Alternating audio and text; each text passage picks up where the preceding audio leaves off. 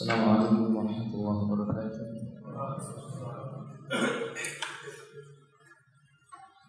Alhamdulillahi hamdan katsiran tayyiban mubarakan fihi kama yuhibbu rabbuna wa yarda. Asyhadu an la ilaha illallah wahdahu la syarika lah wa asyhadu anna Muhammadan abduhu wa rasuluhu. Allahumma shalli ala Muhammadin wa alihi wa ashabihi wa man tabi'ahum bi ihsan ila yaumiddin. Amma ba'd.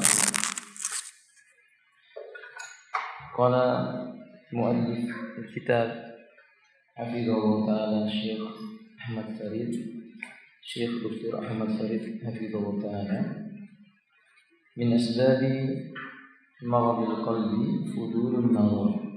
Berikutnya adalah hal yang menyebabkan hati itu menjadi sakit adalah berlebih-lebihan mengumbar pandangan mata. Pertama kita harus mengetahui bahwa mata adalah salah satu di antara nikmat Allah yang agung. Dan mata adalah sarana untuk bisa memperhatikan tanda-tanda kekuasaan Allah Azza wa Jalla.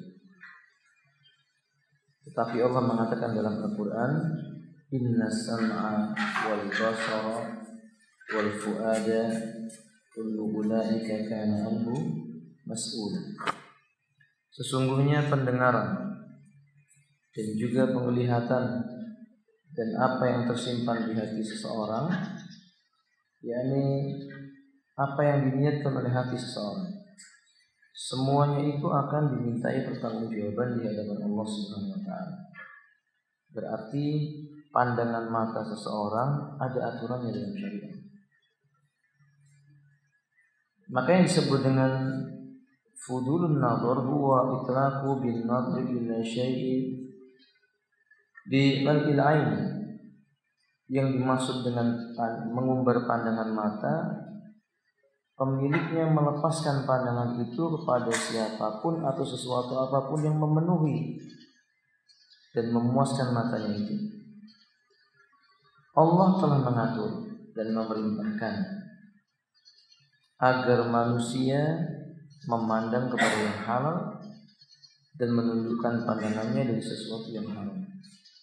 Allah katakan dalam surah An-Nur, kullil mu'minina yaghuddu min absarihim wa yahfazu furujahum dzalika azka lahum innallaha khabirun bima yasna'un wa kullil mu'minati yaghuddna min absarihinna wa yahfazna furujahunna. Katakanlah hai Muhammad kepada lelaki yang beriman, hendaklah mereka itu menundukkan sebagian dari pandangan mata mereka, dan hendaklah mereka itu menjaga farji mereka. Yang demikian itu lebih suci bagi mereka. Sungguh Allah itu khabirum bima yasnaun, maha mengetahui apa yang mereka perbuat.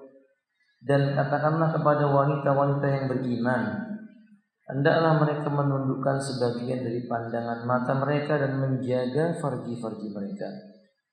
Dalam ayat ini Allah menyebutkan dalam bentuk min absarihim, yaghuddu min absarihim, yaghudduna min absarihin,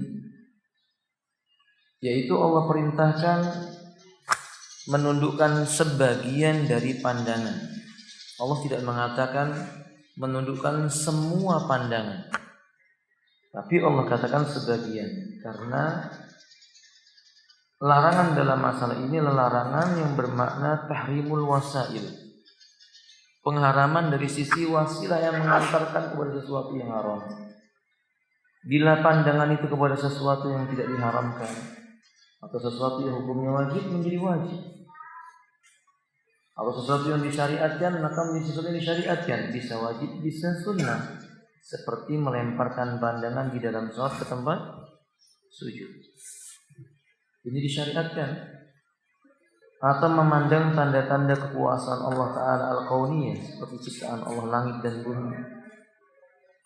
atau memandang mushaf Al-Quran ketika dia hendak membacanya. Tetapi pada perkara-perkara yang diharamkan, Allah katakan mereka wajib menundukkannya. Kullil mu'minina yaghuddu min absarihim. Katakan kepada lelaki yang beriman agar mereka itu menundukkan sebagian dari pandangan matanya, sehingga wasilah memandang ini tergantung dengan apa yang ia pandang. Bila yang dipandang sesuatu yang haram maka hukumnya haram, wajib maka wajib, mustahab maka mustahab, makruh maka makruh, mubah maka mubah. Tetapi tidak dengan wa yahfadhu furujahum. Dan Allah katakan pula wa yahfadna furujahunna. Hendaklah lelaki dan wanita beriman itu menjaga farjinya. Ini bukan kalimat min furujihin atau min furujin, tetapi Allah katakan furujahunna, furujahum, menandakan meninggalkan segala sesuatu yang bisa mendatangkan kepada zina farji, wajib ditinggalkan semuanya. Dan ikhwati a'la wa iyyakum, Allah memerintahkan kita menundukkan pandangan ini karena Allah tahu pandangan mata terkadang mengantarkan kepada kerusakan farji yang pada akhirnya merusak hati. Orang-orang Arab mengatakan alam tara annal aina lil qalbi ra'idun fama ta'liful ainani fal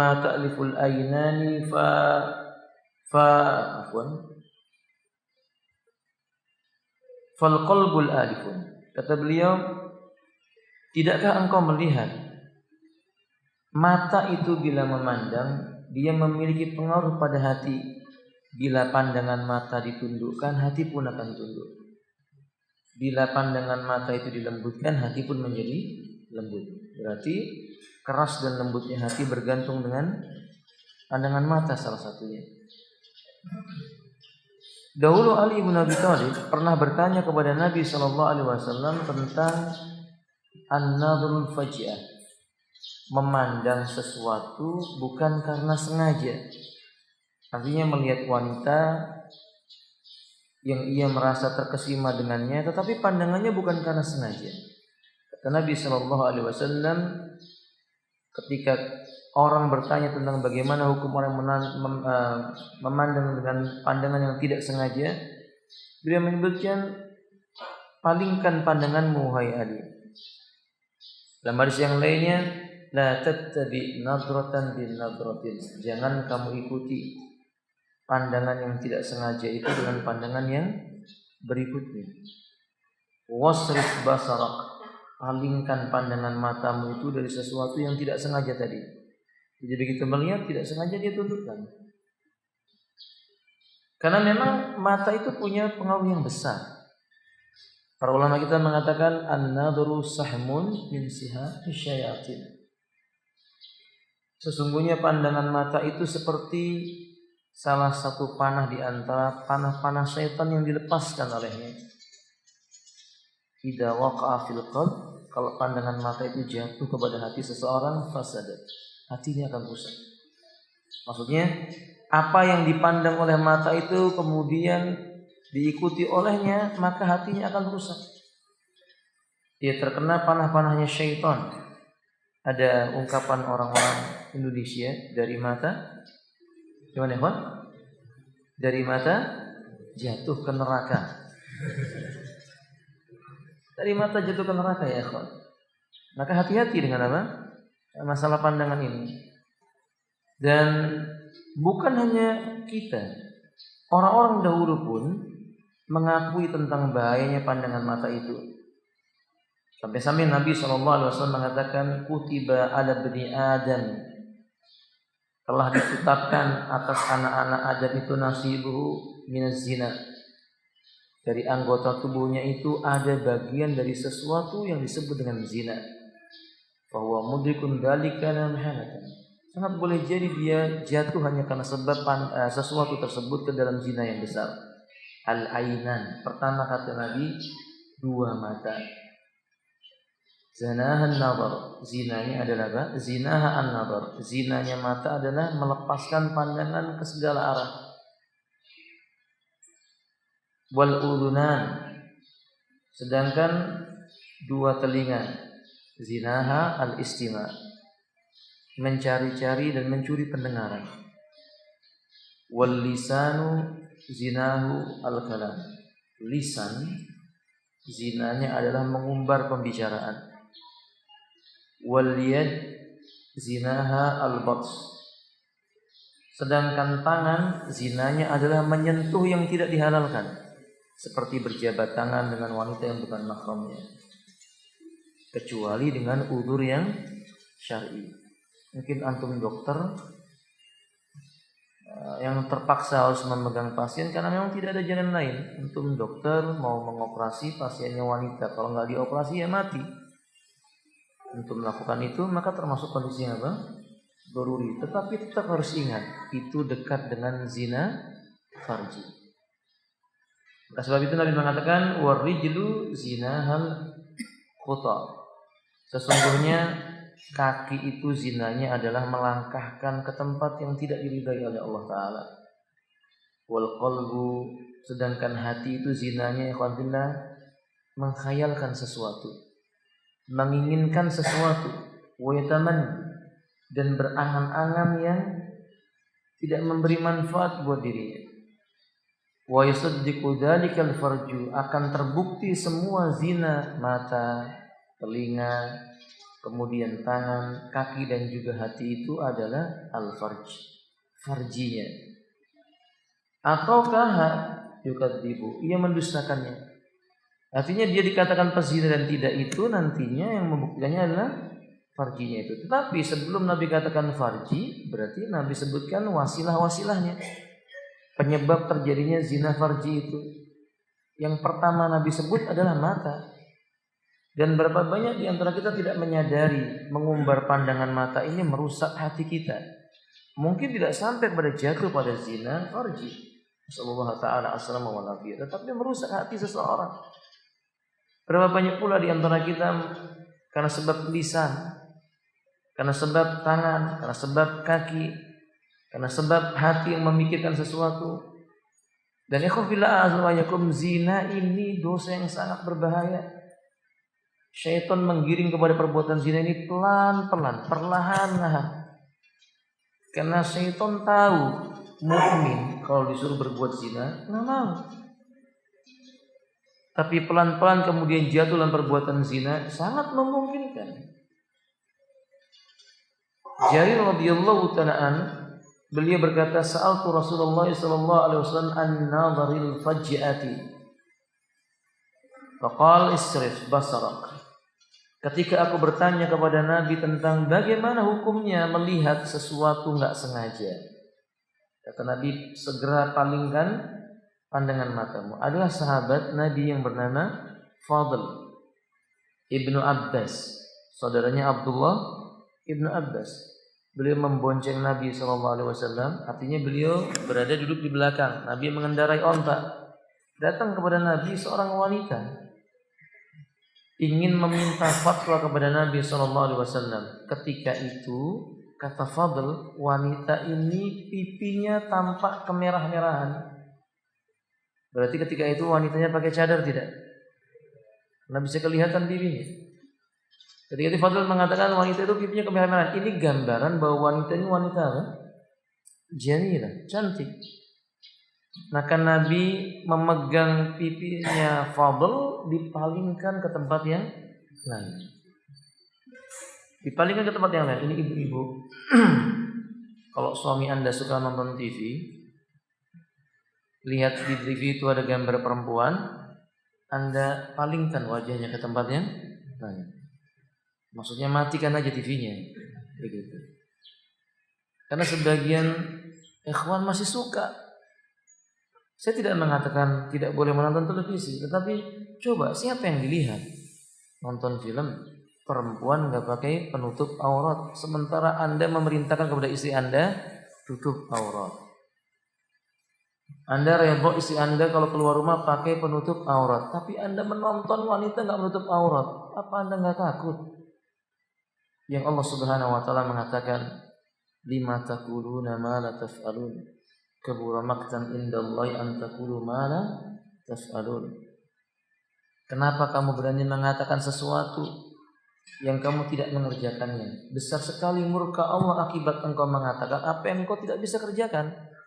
Atamuruna an-nasa bil bir wa tansawna anfusakum. Apakah kamu bisa memerintahkan dan mengajak manusia berbuat kebaikan, tapi kamu lupa tentang dirimu sendiri? Bisa enggak berbuat kebaikan yang seperti itu? Teman-teman, kita akan ditanya oleh Allah Azza wa Jalla. Maka saya katakan sudahilah melihat sesuatu yang tidak bermanfaat itu. Sudahi saja. Karena mata ini dimintai pertanggungjawabannya oleh Allah Tabaraka wa Ta'ala. Minimal ikhwati a'azan wa ayakum, pandangan mata yang seperti itu mengurangi kecemburuan. Kalau rasa kecemburuan dalam hati terhadap syariat Allah yang ditinggalkan itu mulai berkurang. Saya ulangi, kalau kecemburuan dalam hati ketika syariat Allah itu ditinggalkan mulai berkurang dalam diri kita, kita khawatir lama-kelamaan hati kita akan mati. Bukan lagi sakit, mati. Na'udzubillah, semua na'udzubillah min dzalik. Ikhwati a'udzu ayakum, di antara contoh bentuk afatu fudulin nazar, yaitu bencana atau bahaya mengumbar pandangan mata kepada siapa saja yang ingin lakukan. Al-afatul ula, yakni bencana yang pertama, bahaya yang pertama, fudulun nazar, yang jelas mengumbar pandangan kepada siapapun yang dia maukan, maksiatun wa mukhalifatun li amrillahi azza wa jalla wa laysa lil abdi fid dunya wa akhirati anfa'u min imtisali awamir rabbi tabaraka wa ta'ala. Bukankah kita tahu tidak ada sesuatu yang lebih bermanfaat dan mendatangkan kebaikan bagi seorang hamba di muka bumi ini selain dari menetapi perintah Allah, menjauhi larangannya. Sementara kita mengetahui melemparkan semua pandangan ke arah mana saja yang kita inginkan, itu adalah kemaksiatan terhadap perintah Allah Azza wa Jalla, pelanggaran terhadap larangan Allah Subhanahu wa Ta'ala. Allah perintahkan nabinya, wa kullil mu'minina yaghuddu min absarihim walil mu'minati yaghuddna min absarihinna. Katakan kepada lelaki yang beriman agar mereka menundukkan sebagian pandangan matanya, kepada wanita yang beriman agar mereka menundukkan sebagian pandangan matanya. Ini perintah Allah Azza wa Jalla. Ketika kita memandang yang bukan hak kita, ingat firman Allah Ta'ala ini. Ingat firman Allah Ta'ala ini. Allah katakan kepada nabinya agar ia mengatakan kepada kaum mukminin dengan tegas, itu enggak boleh. Hukumnya haram. Jika bukan karena sebab sesuatu yang daruri. Ya, kalau karena sebab sesuatu yang daruri, hal yang berbeda. Tapi minimal kita harus menyadari ini, ikhwan. Orang yang mengumbar pandangan matanya itu menyebabkan apa? Jiwanya menjadi liar. Jiwanya menjadi buas. Minimal hilang kekhusyuan dalam sholat. Hilang kekhusyuan di dalam sholat, ikhwati. Berapa banyak orang terkena penyakit iskun. Tahu iskun? Yang sering orang Indonesia menyebutnya asik mansuk gitu loh. Iskun, apa itu iskun? Jatuh cinta. Jadi jatuh cinta itu ada yang merupakan penyakit, ada juga yang merupakan rahmatnya Allah. Kalau antum punya keinginan menikah, lalu mendatangi seorang wanita yang ada mahramnya, lalu antum memandangnya dan antum jatuh cinta, itu rahmat Allah. Kalau diterima, alhamdulillah. Sahih? Coba kalau nggak diterima, antum kena penyakit iskun. Iya, hati antum merana. Sahih? Antum nggak bisa tidur. Baca Quran, ayatnya dibaca, hatinya ke jejak wajah yang tersimpan di dada antum tadi. Siapa yang pernah mengalami, alhamdulillah. Dan ini pun dari penyakit hati itu, alhamdulillah. Ibnu Qayyim dalam kitab Jawabul Kafi itu menerangkan tentang hal ini. Bukan hanya orang-orang seperti kita yang pemahaman agama kita sedikit, hafalan Quran kita baru sedikit, hafalan hadis kita baru sedikit, perjuangan kita di jalan Allah baru sangat amat sedikit. Ulama di zaman dahulu pun terkena penyakit ini. Ulama di zaman dulu terkena penyakit ini. Ia masuk ke dalam sebuah masjid, mendengar suara wanita membaca syair. Tidak sengaja ia memalingkan wajahnya ke arah suara itu. Ya ikhwan, ini kan fitrah. Antum masuk masjid sepi, tiba-tiba ada suara wanita, ya antum kaget langsung memandang. Tidak mungkin lari kan, memandang dulu. Sahih. Iya atau iya? Oh, jujur, alhamdulillah. Ramadan antum nggak boleh nggak jujur. Di luar Ramadan juga nggak harus jujur juga ya kan. Ala kulli hal, apabila lelaki ini pun melihatnya. Ketika ia melihat, maka dia terkena penyakit aiskun, sakit. Padahal ini seorang mufti. Kalau mufti, ahli fatwa, orang yang berilmu. Saking dia sakitnya dengan pandangan mata ini, dia nggak mampu lagi melangkahkan kakinya ke masjid. Itu lihat, nggak mampu menjawab fatwa ketika ditanya oleh manusia, dan tidak sanggup bangkit dari tempat tidurnya. Jadi dari sini saya percaya kalau orang itu kena penyakit jatuh cinta, begitu keadaannya. Sahih. Kalau dia bilang nggak doyan makan, benar. Nggak doyan minum, benar. Nggak doyan ketemu manusia, dia tinggal mati aja. Begitu. Sampai kemudian datang raja, khalifah ketika itu menjumpai apa penyebabnya, ia menyebutkan bahwa dia jatuh cinta kepada seorang wanita. Karena wanita itu ketika didatangi untuk dilamar sudah tidak ada di Madinah. Dia pergi ke Irak, ke Baghdad. Dan Baghdad dari Madinah ketika itu bukan jarak yang dekat. Sekarang ya enak tinggal naik pesawat. Butuh menempuh perjalanan berhari-hari, berminggu-minggu sampai ke Baghdad. Itu akibat pandangan mata, teman-teman. Kalau ada orang mengatakan yang penting memandangkan, nggak diikuti dengan hawa nafsu, bohong ya kawan. Ya, kecuali tadi itu doruri. Kecuali apa? Doruri ya kawan. Makanya fadl kurang apa keimanannya? Sahabat Nabi, termasuk salah satu sahabat Nabi, masih keluarga Nabi pula. Tentu saja ia termasuk dalam kategori yang Allah katakan radhiyallahu anhum wa radu an. Itu pun ketika dia melihat wanita yang pipinya kemerah-merahan dipalingkan oleh siapa? Rasulullah sallallahu alaihi wasallam. Jadi bahaya pandangan mata ini, yang pertama jelas ini maksiat kepada Allah Tabaraka wa Taala. Jadi kita ingat di awal-awal pertemuan bahwa innal abda idza takaba dzanban nukitat fi qalbi nuqtatan sauda. Seorang hamba bila dia melakukan sebuah perbuatan dosa, dosa itu akan tertinggal di hatinya dalam bentuk titik yang berwarna hitam. Kalla bal ran. yakni Allah letakkan dalam hati orang itu adalah rana, titik hitam yang kalau dibiarkan membuat hatinya menjadi mati. Al-afatus tsani, yang kedua, di antara bencana hati, ana minta tolong sama untuk baca ya. Dan yang kedua, bahaya pandangan yang berlebihan yang kedua, mencerai-beraikan dan menjauhkan hati dari Allah. Tak ada sesuatu pun yang lebih berbahaya bagi hamba dari pandangan berlebihan bagi hamba. Pasalnya, ia menyebabkan kerisauan antara hamba dan rohnya. Sementara menahan pandangan menyebabkan hati cinta kepada rohnya dan menyatukannya. Nah, perhatikan. Tadi udah kita sebutkan bahwa salah satu dampak memandang itu tadi terkena penyakit apa? Iskun. Rasa mencintai seseorang. Nah, maka orang yang mengumbar pandangannya kepada orang lain, annau yufarriqul qalb wa yusattitahu wa yab'adahu minallahi ta'ala. Orang yang melemparkan pandangan matanya itu akan menceraikan jiwanya dengan keterikatan kepada Allah Ta'ala. Akan memporak-porandakan kekhusyuan dalam hatinya terhadap Allah. Dia semakin jauh dari Allah Azza wa Jalla.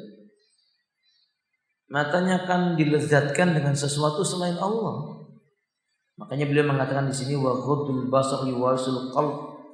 Sementara pandangan mata yang ditundukkan atau menundukkan pandangan mata itu mewariskan ke dalam hati perasaan ingin mendekat kepada Allah Azza wa Jalla. Kecintaan yang mendalam kepada Allah Tabaraka wa Ta'ala. Maka semakin orang itu khusyuk, pandangan matanya semakin menurun. Atau sebaliknya, orang itu semakin ghaddul basar, hatinya semakin tenang.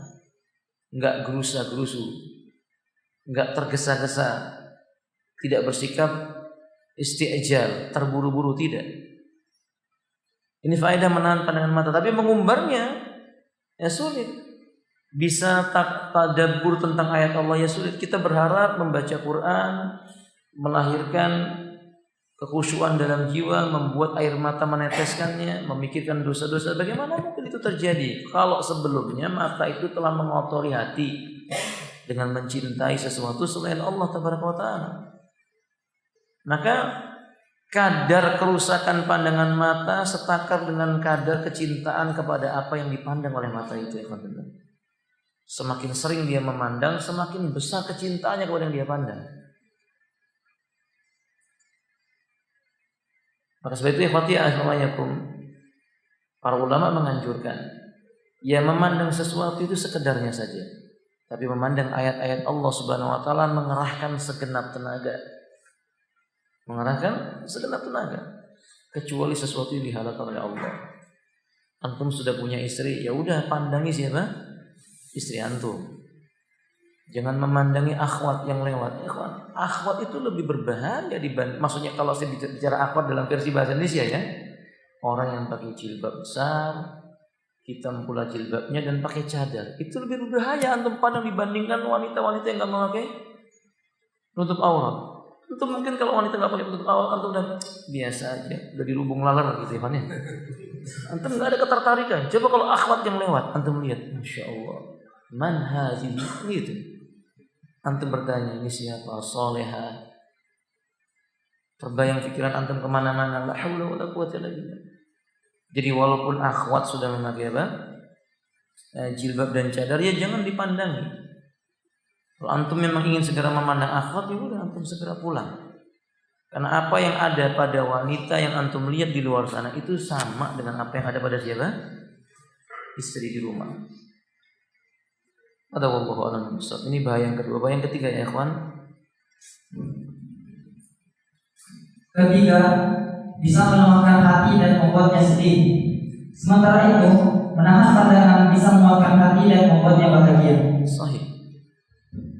Akhirullah azma'iyakum, bahwa memandang yang berlebih-lebihan itu yad'aful qalb, membuat hati menjadi lemah. Semakin sering memandang yang tidak dihalalkan, hati itu makin lemah. Kemudian minimal ikhwafillah, jika dia tidak melemah, itu menyedihkan hati. Hati menjadi sedih. Minimal hati bakal menjadi sedih. Akhirullah azma'iyakum. Maka sebab itu salafun saleh tidak menyukai memandang sesuatu yang tidak menambah keimanan seseorang. Seperti memandang urusan-urusan apa? Dunia. Ya, kalau antum memandang gunung, antum akan takjub dengan ciptaan Allah yang disebut dengan gunung ini. Memandang lautan iya. Tapi kalau antum memandang kekayaan yang ada pada orang lain, itu menyakiti hati. Kita bukan para sahabat yang datang kepada Nabi dan berkata, "Dhahaba ahlud dusur bil ujur." Orang kaya itu enak ya Rasulullah. Dia datang kepada Allah dengan membawa begitu banyak pahala. Apa maksudnya ikhwati azan wa yakum? Sahabat ini mengadukan, orang kaya sholat seperti kami sholat, baginya pahala seperti kami dapat pahala. Orang kaya berpuasa seperti kami berpuasa, baginya pahala seperti kami dapat pahala. Tapi orang kaya bersedekah dengan hartanya, baginya pahala, dan kami tidak punya apa-apa untuk bersedekah dengannya. Kata Nabi, mau enggak aku tunjukkan kepada engkau yang lebih utama daripada itu? Tentu mau ya Rasulullah. Kata Nabi, baca setiap selesai salat subhanallah, alhamdulillahi Allahu akbar 30 kali. Kata Nabi, baca subhanallah alhamdulillah Allahu akbar. Ini bacanya disambung teman-teman. Subhanallah alhamdulillahi Allahu akbar, subhanallah alhamdulillahi Allahu akbar. Ini yang disebut oleh Al-Imam Al-Albani. Makna hadis itu artinya kita membaca zikir sesudah sholat itu ada banyak caranya. Salah satunya adalah membaca dengan lafaz yang disambung. Subhanallah walhamdulillah, subhanallah alhamdulillah Allahu akbar, disambung. Bukan subhanallah subhanallah subhanallah, alhamdulillah alhamdulillah alhamdulillah Allahu akbar Allahu akbar, tidak. Walaupun itu boleh, tapi hadis yang tadi dengan cara disambung. sambungkan. Maka sahabat itu pun senang. Ia pulang, keesokannya datang lagi kepada Nabi. Orang-orang kaya mengetahui amalan itu. Kata Nabi SAW, "Dzalika fadlullahi yu'tihi may yasha." Nabi ingatkan, itu adalah karunia datang dari Allah, ia berikan kepada siapa yang ia kehendaki. Sahabat pun hatinya terpikirkan sesuatu ketika melihat kekayaan orang lain. Ini sahabat Nabi. Cuma yang mereka pikirkan, yang para sahabat pikirkan adalah bagaimana dapat kebaikan yang banyak berupa keutamaan di yaumil qiyamah dengan harta itu. Kita kan bukan sahabat. Mungkin ketika kita melihat orang beli mobil baru, motor baru, rumah baru, kekayaan yang berlimpah, yang kita pikirkan mungkin bukan gimana caranya kalau punya harta itu kita bisa haji dan tidak. Tapi kita kepingin enak ya punya mobil, enak ya punya motor. Hati kita ketika nggak punya itu kita sedih. Hanya gara-gara mikirkan gimana caranya bisa punya mobil, terbuang waktu yang harusnya dia gunakan memikirkan ayat Allah dalam Al-Quranul Karim. Sahih? Itu karena apa ya kawan? Mata. Makanya beliau mengatakan waghadul basar yuqawwiyul qalb. Sesungguhnya menundukkan pandangan mata, kebalikannya hati menjadi kuat. Hati juga menjadi punya semangat. Wa yafrahu dan membahagiakan, hati itu jadi bahagia. Orang yang ghadul basar hatinya berbahagia dan hatinya pun menjadi kuat, enggak sedih. Makanya nasihat buat saya dan buat teman-teman. Ini faktor paling banyak dan paling sering merusak hati, yaitu pandangan mata. Ketika Allah Subhanahu wa taala uji sebagian saudara kita dengan hilangnya pandangan mata, jangan bersedih. Anda punya keutamaan. Anda tidak bisa merasakan pedihnya dan beratnya orang yang bisa memandang dengan pandangan matanya. Terutama hidup di zaman seperti ini, zaman fitnah. Nggak tahu lagi teman-teman, kalau kita misalnya sholat di malam hari kemudian kita berpikir dosa akibat memandang mata dalam waktu kita membuka mata sampai memejamkan kemudian bangun lagi, itu lebih banyak yang mana, atau lebih banyak pahalanya atau maksiatnya yang kita lakukan? Maksiatnya atau ketaatannya kepada Allah Taala. Ya jangan melihat orang lain kita ya kawan. Ya mungkin orang buta mereka berkata orang yang melihat itu dapat nikmat Allah yang besar. Kita katakan benar, kita ini sepertinya tidak bisa merasakan nikmatnya melihat kecuali setelah apa? Buta. Barangkali demikian. Kecuali yang dirahmati oleh Allah Taala. Makanya nasihat saya buat saya dan buat antum, manfaatkan mata ini dengan baik. Sayang ya kawan, memandang apa yang ada pada orang lain berupa dunia itu cuma mewariskan kesedihan dan buang waktu, membuang-buang apa? Masa. Iya. Kayaknya aneh kalau ada orang berkata ngajak keluar istrinya jalan-jalan cuci apa? Antum bawa istri antum ke mall, suruh lihat pakaian, habis itu nggak antum belikan. Kasihan ya kawan. Yuwarisul hazan, mewariskan kesedihan. Sahih? Antum lalu berkatakan cuma jalan-jalan ya, la haula wala quwwata illa billah.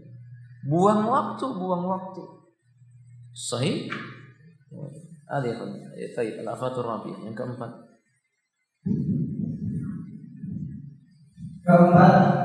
Menjadikan hati gelap. Bila hati sudah gelap, berbagai cobaan dan kejelekan akan menimpanya dari segala penjuru. Silakan Anda berbuat bid'ah, sesat, menuruti hawa nafsu, menjauhi petunjuk, berpaling dari sebab-sebab kebahagiaan dan sibuk dengan sebab-sebab kesengsaraan. Namun perlu Anda ingat, semua perbuatan tersebut akan menutupi cahaya dalam hati. Jika cahaya tersebut hilang, pemiliknya akan orang buta yang berjalan di kegelapan.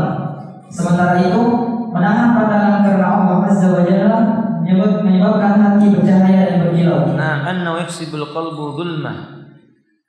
Mengumbar pandangan mata itu menyebabkan hati gelap. Tidak ada cahaya yang masuk ke dalamnya. Karena termasuk dosa, sama dengan perbuatan dosa yang lainnya. Seperti dosa-dosa yang lainnya menyakiti hati, sama dengan memandang berlebih-lebihan menyakiti hati. Berbuat bid'ah, berbuat maksiat, menghilangkan kebahagiaan. Begitu pula mengumbar pandangan mata. Itu tidak akan mendatangkan kebahagiaan. Nggak benar kalau misalnya orang mengatakan bahwasanya menghilangkan kesedihan hati Ustaz dengan jalan-jalan, melihat-lihat pemandangan. Kalau ini mungkin iya. Tapi kalau dilihat adalah wanita-wanita bukan mahramnya, tidak akan menjadikan sebab antum terhibur. Hati menjadi gelap. Orang yang berbuat bid'ah hatinya gelap. Tidak akan ada cahaya yang masuk ke dalamnya. Sama, orang yang membuka pandangan matanya ke siapapun yang dia ingin memandangnya, hatinya lama-kelamaan akan gelap. Minimal teman-teman, kecintaannya kepada pasangan hidupnya berkurang. Orang yang suka melemparkan pandangan matanya kepada wanita siapa saja yang dia ingin pandang, rasa cintanya kepada istrinya berkurang. Akan berkurang sedikit demi sedikit. Ini kemarin saya sebutkan pada antum ikhwan nasihat. Ikhwan sekalian, jangan suka memiliki kebiasaan dengan alasan memilih calon istri Ustaz. Ada dalilnya, disuruh menadhur terlebih dahulu, lalu antum nadhuri semua akhwat. Yang ini enggak cocok, pindah ke tempat yang lain, enggak cocok, pindah ke tempat yang lain, enggak cocok. Akhirnya kalau kita mau mencari sempurna, nanti kalau sudah masuk ke dalam surganya Allah Subhanahu wa taala. Karena kalau antum mendapatkan seorang wanita cantik menurut antum pada hari ini, besok antum melihat wanita yang lain lebih cantik dibandingkan yang pertama. Antum melihat yang lainnya lebih cantik daripada pertama, yang kedua, dan seperti itu. Maka Imam Asy-Syafi'i rahimahullah menyebutkan, orang paling kaya itu adalah orang yang memiliki sifat apa? Qanaah. Bila Allah telah mengaruniakan kepada seorang hamba dua sifat, faqih dalam beragama dan qanaah dalam hidupnya, dia akan jumpai surga sebelum surga di yaumil qiyamah. Dia akan menjumpai surga sebelum surga di yaumil qiyamah. Ya, kalau mata kita udah qanaah dengan apa yang ada pada istri kita, insya Allah kita akan dapati surga itu ada di hadapan kita sebelum surga di yaumil qiyamah. Jadi kalau mengumbar pandangan, maka yang kita lihat pada istri kita berubah menjadi azab, menjadi siksa. Na'udzubillah summa na'udzubillah min dzalik. Iqra ya.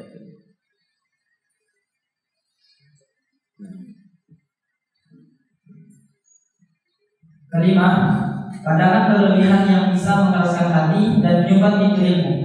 Sementara itu, menahan pandangan akan membukakan pintu ilmu dan memudahkan sebab-sebabnya bagi hamba. Imam Asy-Syafi'i rahimahullah ta'ala dia berkata, Sakautu waqi'an an su'il hifdi.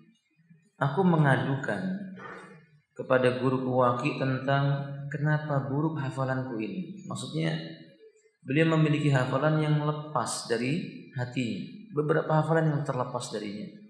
Maka dia berkatakan, aku adukan permasalahan tentang buruknya hafalanku kepada guruku Waqi'. Fa arsadani an tatrukal ma'asi. Dia menasihati aku, tinggalkan dosa-dosa, tinggalkan maksiat-maksiat, tinggalkan dosa, tinggalkan maksiat. Annal ilma nurun, karena ilmu itu adalah cahaya, yaitu cahaya yang datang dari Allah Ta'ala. Wa nurullahi la yuhda il asi. Sementara cahaya Allah enggak akan dihadiahkan kepada orang yang gemar dengan perbuatan maksiat. Antum tahu di antara sebab beliau menuliskan hal ini disebutkan bahwa beliau melihat tidak sengaja apa yang tidak boleh beliau lihat dari seorang wanita, kakinya, tumitnya atau betisnya dalam sebuah riwayat. Nggak sengaja, karena berjalan lalu ada angin yang bertiup mengenai pakaian wanita itu dan tersingkap, terlihat sedikit bagian kakinya. Kata Imam Asy-Syafi'i, hafalanku menjadi rusak. Itu baru memandang bukan karena sengaja.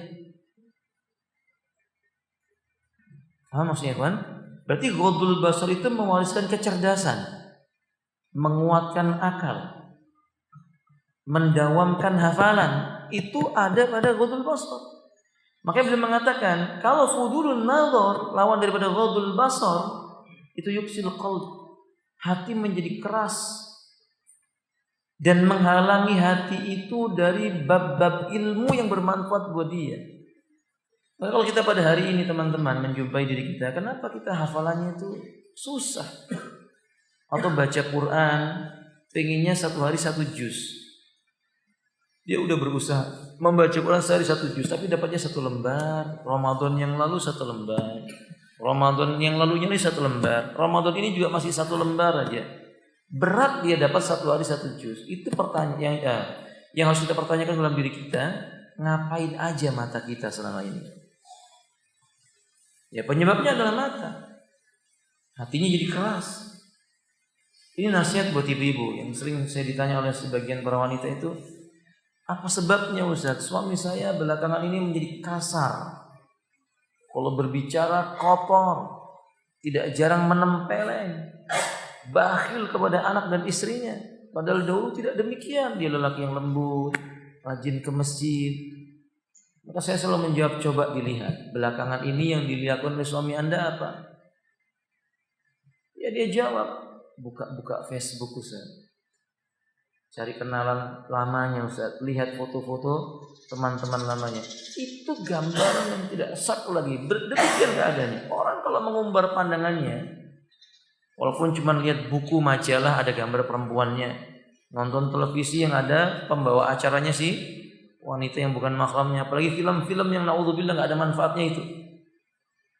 Ya wajah kemudian jadi kasar, hatinya menjadi keras, malas datang ke majelis ilmu.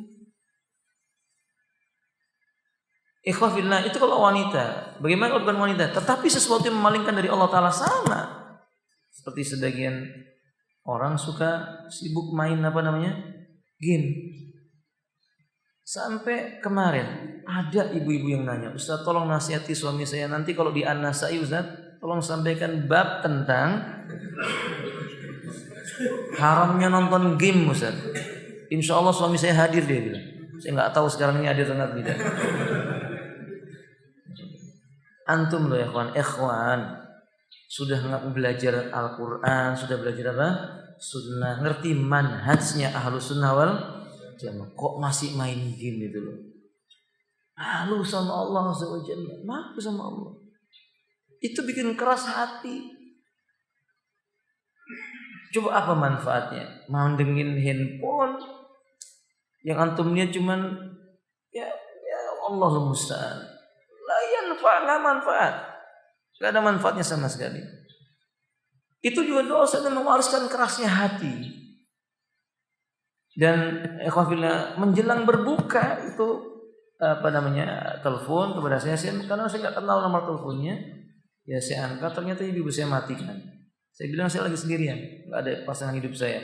Akhirnya dia SMS, dia WA maksudnya. Dia tulis di situ, di antaranya ikhwafillah, dia menyebutkan, tolong nasihati nanti suami saya namanya Fulan bin Fulan, disebutkan tapi saya nggak mau sebutkan namanya. Suami saya punya kebiasaan yang buruk. Apa itu? Dia sebutkan, ke kamar mandi pun bawa handphone. Teman-teman, ngapain coba antum bawa handphone ke kamar mandi coba? Antum mau tadarus Quran di situ? Nggak boleh, haram hukumnya. Haram. Apa yang mau dilihat? Mau buka-buka handphone begitu, apa lihat status atau apa namanya begitu ya? Nggak apa-apa. Kita ini masuk kamar mandi, berdoa, berlindung dari gangguan setan. Allahumma inni a'udzubika minal khubuthi wal. Artinya kita berusaha menghindari setan secepat mungkin. Malah berlama-lama dengan bawa handphone. Ittaqillah, itu termasuk mengumbar pandangan mata. Termasuk mengumbar pandangan mata. Wallahu a'lam bishawab. Hatinya menjadi keras. Tayyib hafizah al-afatus sadis. Yang kedua. Karena pandangan yang berlebihan tak ubahnya mempersilahkan setan masuk ke dalam hati. Sebab setan masuk ke dalam hati bersama pandangan. Masuknya setan ke dalam hati lebih cepat daripada masuknya udara di ruang kosong. Lalu setan tadi mencitrakan indah serta menghiasi apa yang dilihatnya dan menjadikannya berhala yang disembah hati. Naam ya. Benar tadi yang sudah sebutkan bahwa para ulama mengatakan an-nadru sahmun min sihamis syayatin. Pandangan mata itu salah satu panah-panah di antara panah setan yang dilepaskan. Maka bahaya pandangan mata itu menyebabkan cepatnya masuknya syaitan kepada diri seseorang. Maka antum melihat ada hadis Nabi yang mengatakan al-ainu haqqun. Al-ainu haqqun. Penyakit ain itu benar-benar ada. Baik karena sebab dia memandang orang menjadi tersakiti, atau dia memandang dia yang tersakiti. Itu di pandangan mata, ikhwati azma'iyakum. Dan menakjubkan kata beliau, masuknya syaitan ke dalam hati dan merusak hati seseorang karena sebab pandangan mata lebih cepat dibandingkan udara yang masuk ke dalam ruangan yang kosong. Antum lihat kalau ada sebuah tempat ditutup rapat, nggak ada lubang udaranya, begitu antum buka itu udaranya cepat apa? Syaitan lebih cepat daripada itu ya khawati azmayakum. Kerusakan yang dimulai syaitan lebih cepat. Apa ini ya kawan? Syaitan itu kalau udah berbisik di hati seseorang, kerbau pun akan dia bilang cantik. Faham? Maksud saya, sesuatu yang hina pun akan dia katakan mulia. Karena ditipu sama pandangan mata. Na'udzubillah summa na'udzubillah min dzalik. Maksud itu ikhwati azmayum, jangan remehkan memandang. Jangan remehkan memandang. Akhirnya azani wa yakum. Ya mungkin ada orang berpendapat, ya kita itu kan kalau pakai jilbab atau kalau kita itu kan menahan pandangan mata di orang yang tidak berjilbab, kalau orangnya itu cantik, kalau enggak cantik maka enggak apa-apa. Ana teringat dengan ucapannya Akhraka mengatakan bahwa Ustaz, gurunya mengatakan bahwa cantik itu ada dua, ijma'iyah sama ahmiyah. Maksudnya ya relatif begitu teman-teman, relatif. Nah ikhwati azwajakum, saya pernah sampaikan kepada antum, anak punya teman sampai sekarang berteman, orang Afrika. Ketika kami dulu masih berdua, dia sering bertanya, Abdurrahman, di negeri kamu wanita cantik itu seperti apa? Ya saya katakan ya umumnya wanita cantik. Iya seperti apa? Saya sebutkan versi saya malu menyebut kepada antum. Lalu saya bertanya kepada dia, menurut kamu bagaimana wanita cantik di negeri kamu? Di negeri kami wanita cantik itu kalau berat badannya lebih dari 60 kilo. Berarti semakin gemuk semakin cantik. Kemudian warna giginya berwarna putih. Karena antum mencari orang putih di mana? Afrika susah. Jadi bagaimana hafillah asmayakum? Begitu manusia. Ya, antum mungkin kalau seandainya punya budak wanita hitam legam, antum nggak suka sama sekali. Tapi antum pandangi lama-lama, antum jatuh cinta dengannya. Makanya jangan main-main.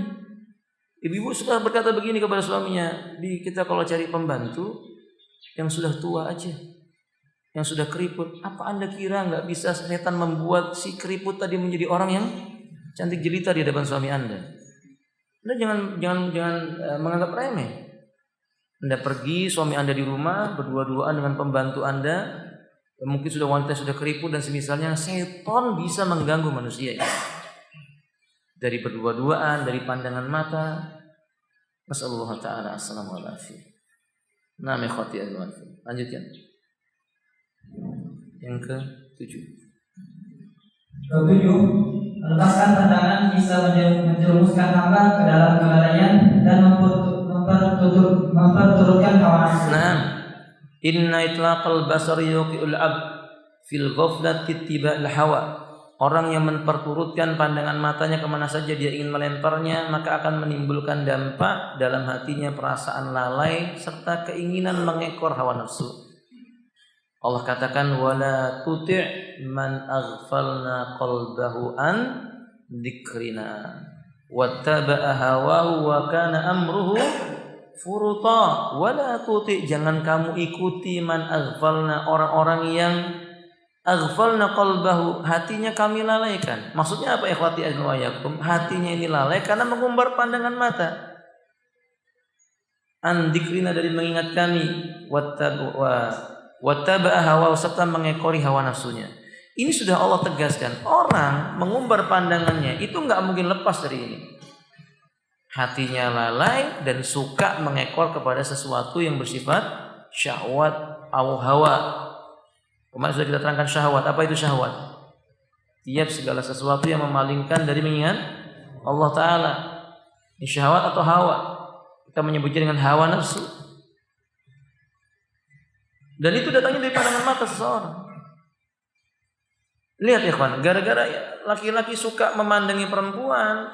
Tapi ini bukan sesuatu yang mesti seperti ini. Tapi biasanya orang, kecuali yang dirahmati oleh Allah karena sebab ilmunya, biiznillah.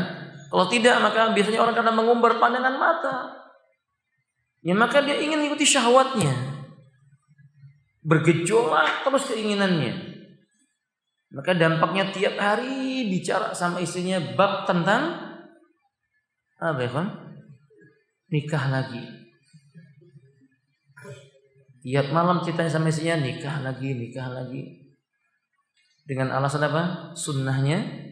Benar sunnahnya Nabi, tapi bukan itu yang kita lihat. Mari kita lihat dulu apa penyebabnya. Jangan-jangan kita sering bicara nikah lagi karena kita berkumpul dengan perempuan bukan mahramnya. Di kantor yang kita lihat wanita. Di pasar yang kita lihat wanita. Di sekeliling kita, ke masjid juga yang dilihat apa? Wanita. Gimana nggak bicara pengen nikah lagi?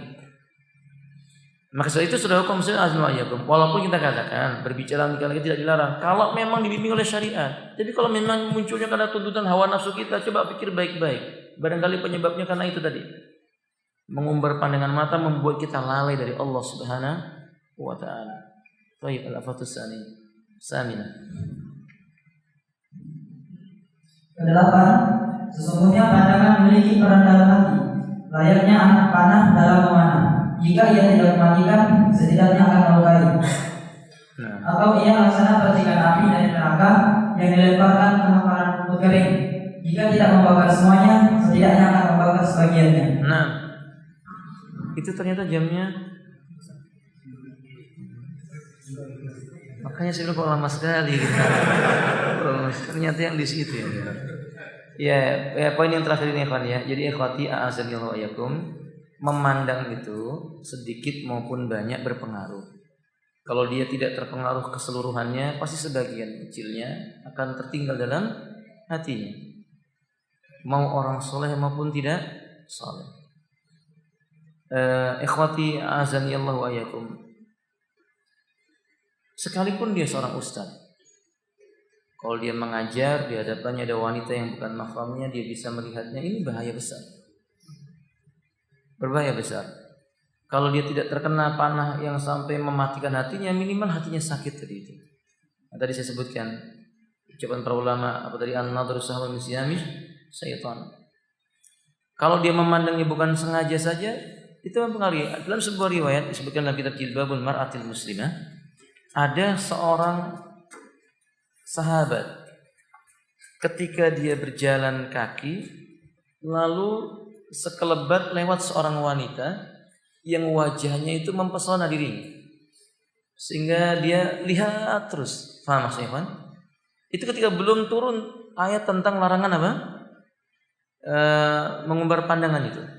Maka dia lihat terus wanita itu. Ketika dia balik ke depan, dia menghantam pohon kurma sehingga hidungnya apa? Mengeluarkan darah, dan dia berkata, demi Allah tidak akan aku usap darah ini sampai aku bertanya kepada Nabi hukum melemparkan pandangan yang tidak apa sengaja. Maksudnya mengikuti pandangan yang pertama dengan pandangan yang berikutnya. Itu orang mulia bisa terkena fitnah dengannya. Faham?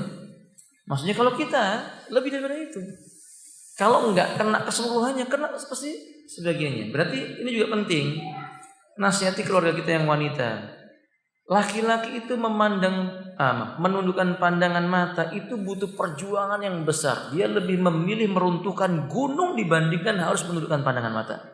Saya ulangi baik-baik ini, sampaikan kepada wanita-wanita kita, saudara-saudara wanita kita. Lelaki itu beratnya menahan pandangan mata itu. Jika dia harus memilih, dia memilih untuk menghancurkan gunung yang besar dibandingkan dengan menahan pandangan mata.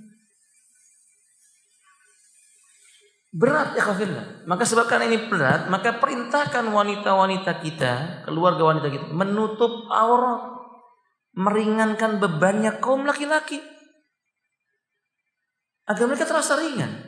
Kalau dia memandang, tidak langsung memandang apa yang ada di balik jilbabnya itu. Itu pun fitnah. Antum lihat akhwat berkelebat, itu pun fitnah. Sahih kan? Hah? Antum nggak begitu ya? Fitnah ya fitnah. Minimal antum, masya Allah, itu pakai jilbab, apalagi nggak pakai jilbab, besar fitnahnya buat kita. Nasihat buat kita belajar menundukkan pandangan mata. Permasalahannya adalah negeri kita negeri ikhtilat, susah kita menghindari melepaskan pandangan mata. Berarti imbangi dengan amal soleh. Semakin sering kita mengumbar pandangan mata, semakin sering kita mengucapkan apa? istighfar, perbanyak membaca Al-Quran, bangun di waktu malam, muhasabatun nafsi, menghitung-hitung kesalahan. Innal hasanat, sesungguhnya kebaikan-kebaikan itu apa ya kawan? Tudhibus sayyi'at, dia akan menghapuskan apa? Kesalahan-kesalahan. Teman-teman, ini diantaranya, sisanya untuk bisa baca di buku itu. Kita masuk pada bab yang berikutnya pada pertemuan berikutnya insyaallah taala. Bab berikutnya apa ya? Bab tentang fudulu al-mukhalatah, terlalu sering berkumpul dengan orang lain. Terlalu sering duduk-duduk bersama teman. Walaupun cuma sekedar apa namanya? Kata anak muda itu apa namanya? Kongko gitu ya. Walaupun cuma sekedar duduk kongko gitu. Itu memiliki bahaya merusak hati. Akhiru da'wana alhamdulillahirabbil alamin. Subhanakallahumma bihamdik, asyhadu an la ilaha illa anta, astaghfiruka wa atubu ilaik. Assalamualaikum warahmatullahi wabarakatuh.